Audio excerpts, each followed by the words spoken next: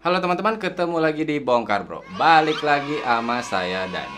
Hari ini kita punya sebuah TWS yang bisa dibilang dinanti-nanti nih sama subscribernya Bongkar Bro. Cie. Ada KZZ1 Pro. Serius nih, barang ini sebenarnya kita udah cukup lama ya pegangnya. Jadi saya mohon maaf banget nih. Kemarin kita kebetulan ada event, jadi kita sibuk ke situ. Kebetulan KZZ1-nya yang bukan Pro memang waktu itu saya review juga. Dan waktu itu komplain saya paling terutama itu sih untuk baterainya ya. Kalau yang ini kita lihat aja.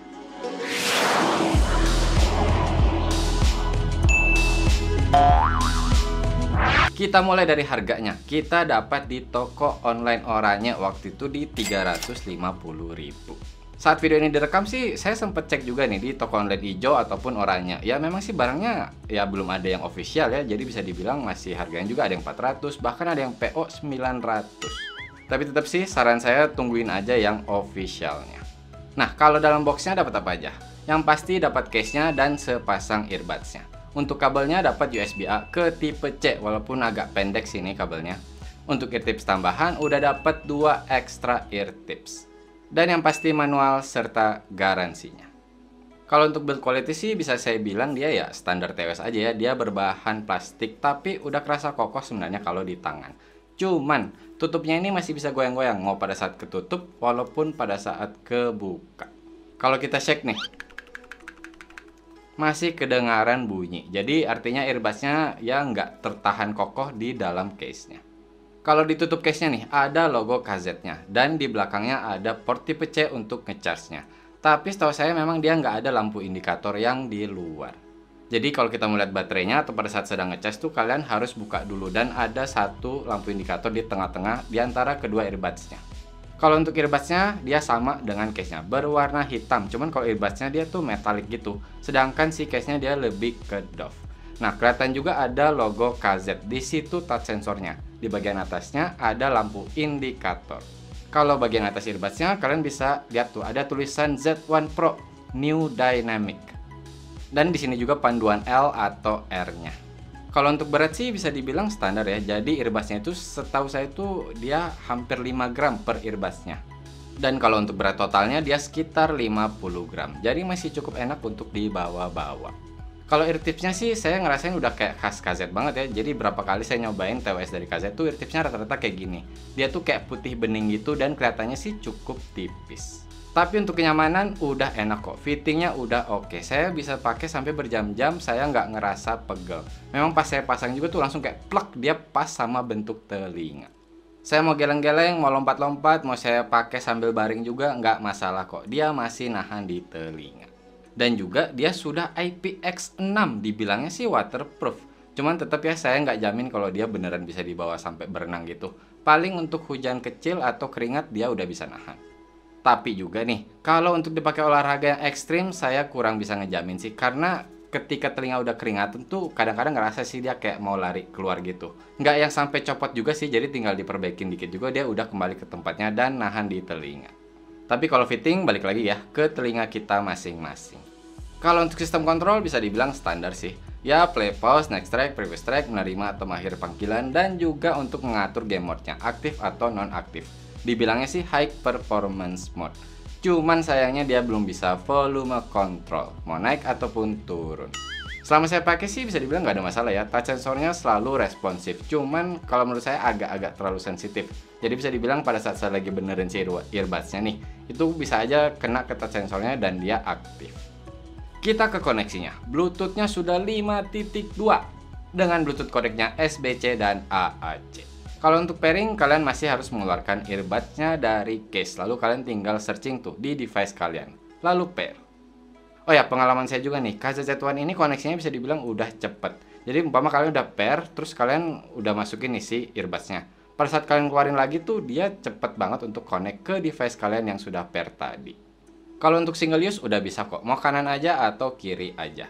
Cuman ya dia nggak flawless ya, jadi dalam arti kalian cuma pakai satu, terus kalian keluarin yang keduanya. Itu dia ada ngomong dulu kayak turn on kayak gitu. Dan dia kadang-kadang mengganggu koneksinya dikit, jadi kayak agak keputus-putus lagunya atau bahkan bisa diem sekitar 1 detik gitu. Untuk jarak dengan Bluetooth 5.2-nya sih diklaimnya dia 15 meter tanpa halangan. Memang sih pada saat saya cobain di rumah, Biasanya tuh kalau TWS yang 5.0 saya keluar dari kamar kehalang tembok beton tuh udah mulai hilang-hilang. Terus saya jalan beberapa langkah hilang. Kalau ini saya bisa jalan sampai ya hampir di depan rumah gitu baru dia mulai hilang-hilang dan akhirnya terputus koneksinya. Tapi untuk koneksinya bisa dibilang sih selama saya pakai ini nggak pernah ada masalah ya. Jadi selalu bisa pairing, selalu bisa saya pakai dengan stabil. Untuk latency-nya nih, dia sudah punya gaming mode dan diklaimnya bahkan bisa sampai 40 milisecond. Oke, kalau untuk nonton YouTube atau social network Instagram atau TikTok tanpa diaktifkan si high performance mode atau game mode-nya itu udah kerasa nyaman kok. Walaupun memang ketika kita nyalakan dia akan lebih enak lagi untuk si delay-nya itu kerasa lebih tipis. Kalau buat main game kayak gimana? Kita lihat dulu tesnya.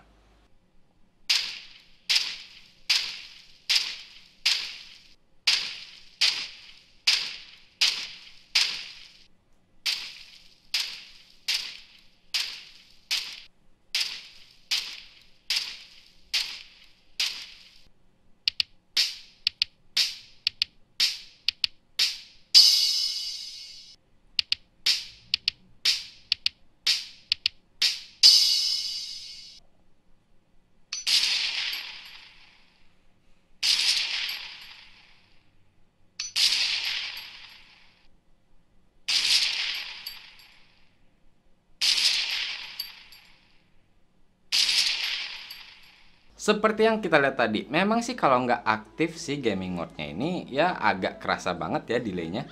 Jadi kalau saya sarankan sih ketika kalian pakai main game, mending diaktifkan. Dan itu udah kerasa cukup nyaman kok. Saya nggak bilang juga the best untuk main game, tapi udah cukup nyaman. Untuk mikrofonnya, saya sih nggak nemu ya dia ada fitur tambahan misalkan kayak CVC lah atau dia ada ENC. Saya nggak nemu apa-apa. Tapi kita coba aja langsung mikrofon tesnya. Cek cek 123 123. Ini adalah kualitas suara dari mikrofon KZ-Z1 Pro pada saat kondisi hening. Sekarang kita coba dalam kondisi ramai. Cek cek 123 123. Ini adalah kualitas suara dari mikrofon KZ-Z1 Pro seumpamanya dalam kondisi ramai. Kita pakai speaker nih kira-kira kayak lagi di jalan yang ramai gitu. Kayak gimana nih? Apakah suara saya masih terdengar dengan jelas atau ketutupan dengan background? Cek cek 123 123. Seperti yang kita lihat tadi untuk tes mikrofonnya, pada saat suasana hening sih dia masih cukup oke ya, jadi dalam arti masih terdengar dengan jelas walaupun terkesannya robotik. Nah, pada saat lagi rame nih kita pakai background jalanan yang rame gitu, suara saya tuh langsung kerasa kayak turun volumenya, padahal saya bisa dibilang volume saya ngomong tuh ya sama-sama aja. Jadi memang untuk backgroundnya dia masih ketangkap dan ya agak mengganggu. Jadi untuk mikrofon bisa saya bilang sih ya standar TWS budget. Kita ke baterai. Tadi saya udah bilang nih, untuk KZ-Z1 yang bukan Pro-nya itu lemah di baterainya. Seingat saya playtime hanya 2 jam. Kalau untuk KZ-Z1 Pro ini, baterai di earbuds-nya itu 28 mAh. Dan itu saya coba cari-cari sampai akhirnya ya nemu gitu. Awalnya sih di box-nya, di manualnya dia nggak sertakan. Tapi ada juga yang bilang 30 mAh, ya beda 2 lah. Cuman kalau untuk di case-nya dia 400 mAh. Bahkan lucunya ada di toko online yang bilang bahwa memang untuk klaim playtime si KZ-Z1 Pro ini juga 2 jam. Tapi ternyata setelah saya coba ini dengan kodek AAC-nya, saya dengerin lagu di volume 50% di standard mode-nya, bukan di gaming mode-nya. Saya masih bisa dapat 4 jam. Kalau untuk ngecharge si earbuds-nya sendiri itu kira-kira butuh 1,5 jam. Dan untuk case-nya sendiri dengan tipe C itu kira-kira butuh 2 jam untuk penuh baterainya. Oh ya, sempet nih saya waktu masukin si earbuds-nya dia tuh kayak nggak mau mati secara otomatis. Begitu juga pada saat saya keluarin dia nggak mau nyala secara otomatis. Ternyata memang itu artinya bahwa baterai di case-nya sudah habis. Tapi gini nih, pengalaman saya menggunakan KZ-Z1 Pro ini, untuk baterai di case-nya itu kan dibilang ya minimal bisa 3 kali untuk ngecas earbuds-nya. Ya memang saya nggak selalu pakai sampai full dari full sampai habis gitu. Cuman kerasa ya setelah 2 hari udah harus ngecas, bahkan pernah setelah sehari saya udah harus ngecas. Saya nggak tahu apakah itu memang gagal produk dalam arti cacat, atau memang seperti itu baterainya. Aduh.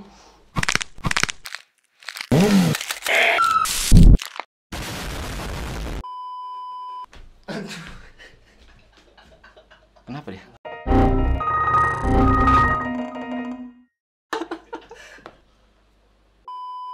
Sekarang kita ke kualitas suaranya.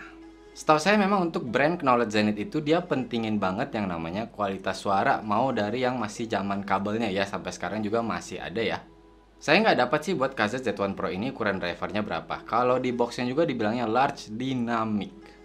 Untuk frekuensi respons dia 20 Hz sampai 20 kHz. Jadi yang bisa ditangkap sama telinga. Untuk low-nya, yang langsung bisa saya bilang di awal, tidak untuk bass head. Jadi memang kerasa nih untuk KZ-Z1 Pro ini mirip sama si KZ-Z1, dia mengutamakan V-shape. Cuman kalau yang ini diklaimnya untuk midnya itu lebih di boost lagi, lebih di tweak lagi biar kerasa lebih enak. Tapi kita masih bicara low deh. Untuk bassnya sendiri saya bilang sih ya cukup-cukup aja ya. Pada saat mendengarkan EDM dia masih bisa ada kerasa kayak punchy dan empuknya gitu. Tapi kalau untuk bulatnya sih saya bilang standar aja ya.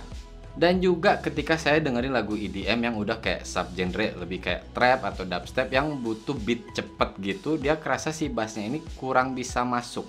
Kerasanya itu kayak jadi tumpang tindih dikit. Dan untuk sub bassnya sendiri, saya bisa bilang ya seadanya. Tapi memang sih untuk KZ seperti saya bilang tadi, dia mementingkan suara itu lebih ke karakter untuk si clear-nya dan juga airy di high-nya. Oke, untuk mid-nya, suara vokal maupun instrumen saya masih bisa dengar lagu yang kerasanya itu clear. Dan detailnya juga saya masih bisa dapet. Kalau yang high-nya, langsung nih kerasa. Dia airy-nya KZ. Nggak tahu ya, setelah beberapa kali saya nyobain TWS KZ, kerasa aja kayak dia punya karakter untuk airy-nya itu. Dan itu enak. Clear dan detail juga untuk di high-nya tuh udah oke. Cuman masalahnya kalau di volume yang cukup gede, saya kerasa tuh kadang-kadang kayak nusuk. Walaupun tidak di semua lagu ya, kalau kita kayak masih lagu di akustik gitu atau masih pop, dia masih nyaman kok. Tapi kalau di EDM tuh terutama atau di rock, bahkan di rock yang tahun 80-an juga saya kadang-kadang kurang srek kalau sama si KZ-Z1 Pro ini. Untuk pemisahan instrumennya udah bagus kok, untuk low, mid, dan high-nya. Cuman tadi saya bilang ya, untuk di EDM ada beberapa subgenre yang saya kurang nyaman. Kalau untuk soundstage, dia nggak kerasa kayak TWS budget. Dia udah cukup luas. Oh ya, saya sempat juga nih nemu masalah di KZ-Z1 Pro ini. Jadi pada saat dengerin lagu tuh kadang-kadang si suaranya tuh kayak bikin kaget gitu, jadi kayak blok gitu. Tiba-tiba suaranya tuh ngangkat dan volumenya agak naik dikit. Dan itu terjadi beberapa kali. Sama juga pada saat saya dengerin lagu tapi gaming mode-nya lagi nyala nih. Jadi kadang-kadang tuh kayak agak terputus-putus gitu di suaranya, jadi kayak tersendat-sendat. Sekali lagi saya nggak tahu apakah cacat yang kita atau semua kayak gini. Intinya kalau kalian penyuka bass, kalian nyari TWS yang harus bassnya itu sangat powerful gitu. Dia nggak dapat di KZ ini.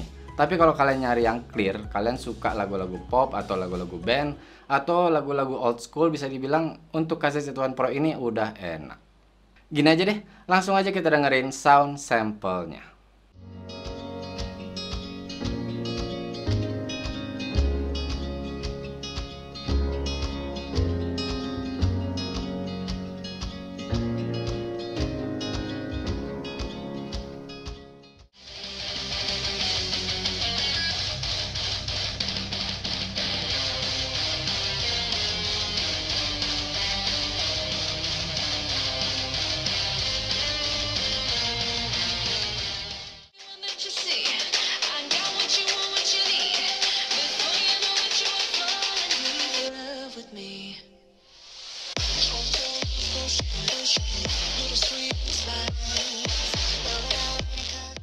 Kesimpulannya,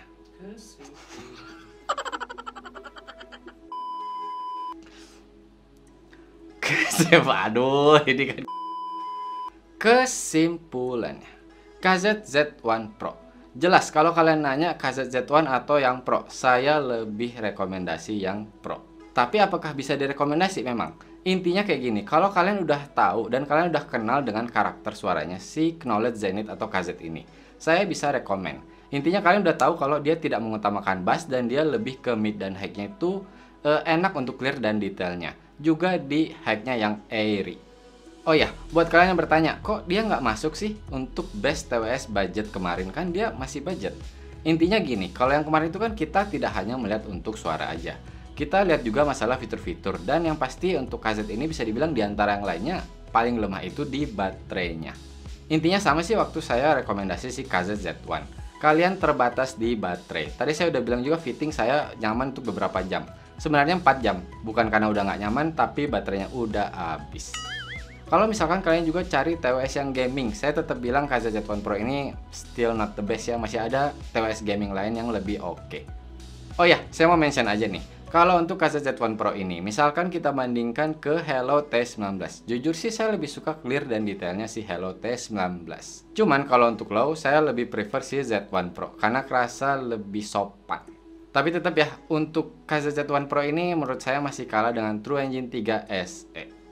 Dan kalau kita ngomongin untuk kualitas suara aja, saya bilang sih dia masih di levelnya si Realme ya, Realme Buds R2 Neo. Jadi itu sih alasan-alasan kenapa KZZ1 Pro ini kita nggak masukin ke season kemarin.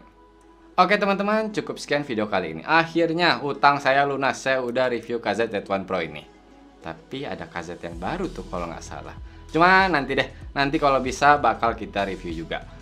Yang pasti kalian jangan lupa subscribe dan klik loncengnya biar gak ketinggalan video-video dari kita. Mohon maaf kalau saya ada salah-salah kata atau ada kekurangan. Terima kasih banyak sudah menonton. Bye! Bye!